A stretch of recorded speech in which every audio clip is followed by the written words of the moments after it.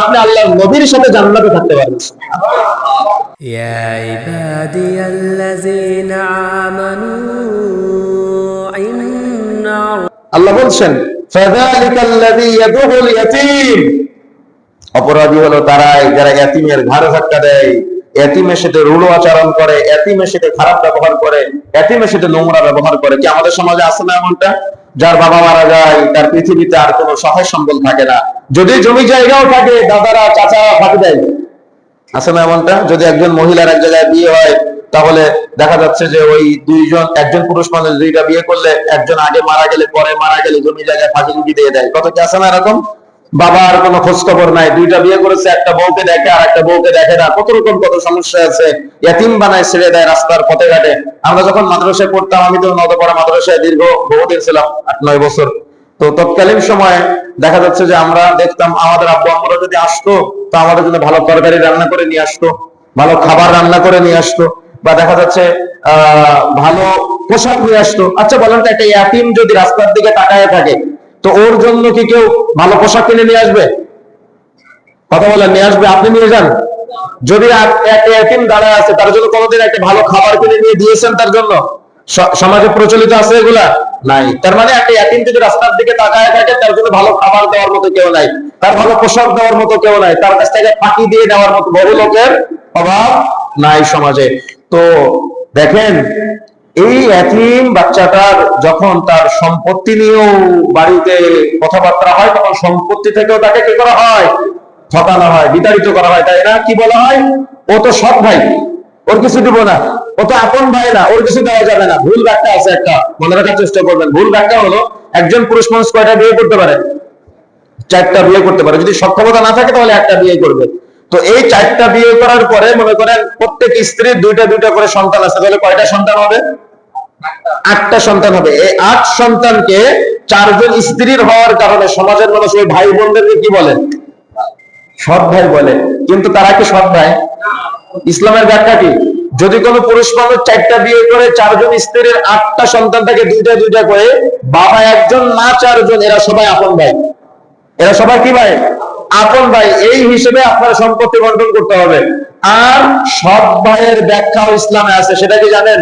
সেটা হলো যদি কোনো মহিলার এক জায়গায় বিয়ে হয়েছিল, সেখানে 2টা সন্তান আছে, মহিলা তালাকপ্রাপ্ত হয়েছে, মহিলার আবার আরেকজন ছেলের সাথে বিবাহ হয়েছে, সেখানে কি আবার 2টা সন্তান, তার মানে বাবা আলাদা আর মা কয়জন? মা একটা আর বাবা আলাদা। তখন হবে তারা সৎ ভাই সৎ বোন, কিন্তু বাবা একজন মা 4জন। যতগুলো সন্তান হবে সবাই কি সন্তান? আপন সন্তান, সবাই আপন ভাই হিসেবে সবকিছু বিবেচিত হবে, মনে থাকবে ইনশাআল্লাহ। তাহলে এটা আমাদের ব্রেনে রাখার চেষ্টা করতে হবে।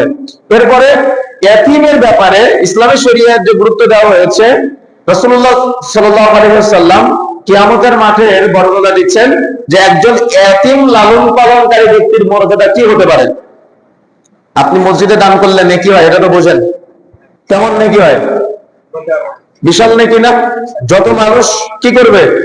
সালাত আদায় করবে, তার একটা নেকি আপনার আমল নামায় হবে। আল্লাহ রাসূল বলেছেন, মান বানা লিল্লাহি মাসজিদান বা আল্লাহু লাহু বাইতান ফিল জান্নাহ, তার জন্য জান্নাতে ঘর নির্মাণ করা হবে, যে মসজিদ নির্মাণ করবে। কিন্তু আপনি কি জানেন, এটাকে আমি খাটো করতেছি না, কিন্তু এর থেকে ফজিলতপূর্ণ আমল আছে আরো, সেটা আপনি চাইলে অ্যাপ্লাই করতে পারেন। আল্লাহ রাসূল বলছেন, আপনি যদি মসজিদে দান করেন আপনার জন্য মসজিদে ঘর নির্মাণ করা হবে, কিন্তু আপনি যদি ইয়াতীম লালন পালন করেন আপনি আল্লাহর নবীর সাথে জান্নাতে থাকতে পারবেন। কি বুঝলেন? আমি কিন্তু কোনোটাকে খাটো করতেছি না, দুইটার জায়গায় সেম, দুইটার জায়গায় মর্যাদা ভিন্ন ভিন্ন। কিন্তু আল্লাহর নবী বলছেন যদি কোনো ব্যক্তি মসজিদে দান করে তার জন্য জান্নাতে ঘর নির্মাণ করা হবে, কিন্তু যদি কোনো ব্যক্তি ইয়াতীম লালন পালন করে, আল্লাহ রাসূল দেখিয়েছেন এভাবে 2 আঙ্গুলের ন্যায়, সে জান্নাতে আল্লাহ রাসূলের সাথে থাকতে পারবে। তাহলে আমরা কি চাই আল্লাহর নবীর সাথে জান্নাতে থাকতে?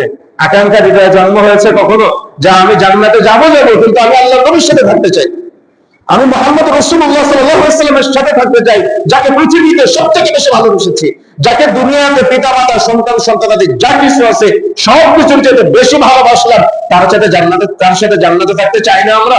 যদি চাই তাহলে ইয়াতীম লালন পালন করতে হবে, ইয়াতীমের সাথে সদ্ব্যবহার করতে হবে, ইয়াতীমের খাবারের ব্যবস্থা করতে হবে, ইয়াতীমের সাথে রূঢ় আচরণ করা যাবে না, ইয়াতীমের ঘাড় ধাক্কা দেওয়া যাবে না। এতিমের সাথে নোংরা ব্যবহার করা যাবে না। মনে থাকবে ইনশাআল্লাহ। তাহলে এতিমের সাথে কখনো খারাপ ব্যবহার করবেন না, বরং এতিমের জন্য সহানুভূতি দেখানোর চেষ্টা করবেন। আপনার সন্তান আজকে আছে, বলেন তো আপনি না থাকলে আপনার সন্তানের অবস্থা কি হতো? আচ্ছা আপনার আমার নিজের চিন্তা করেন তো, যদি আমার আপনার উপরে আমার আপনার পিছনে বাবা মায়ের ব্যাকআপ না থাকতো, তাহলে আমার আপনার অবস্থা কেমন হতো? আপনি একটু নিজের জায়গা থেকে চিন্তা করেন তো। আমি একটু নিজের জায়গা থেকে চিন্তা করি, আচ্ছা কেন আল্লাহ আমার আপনার সন্তানকে ওই যে রেল স্টেশনে যে বাচ্চারা ঘুরে বেড়াচ্ছে তার মতো করতে পারতেন না? তো এটা তো আল্লাহ দয়া করেছেন আপনার উপরে, তো আপনি আল্লাহর দয়াকে বুঝলেন না কেন? আল্লাহ আমাকে আপনাকে ওই বাচ্চাটার জায়গায় রাখতে পারতেন না? অবশ্যই পারতেন, কিন্তু আমি আপনি আল্লাহর দয়াকে বৃদ্ধাঙ্গুলি দেখিয়ে আমরা এতিমের সাথে খারাপ ব্যবহার করি, এতিমের সাথে নোংরা ব্যবহার করি। আমাদের নোংরা ব্যবহার করা যাবে না।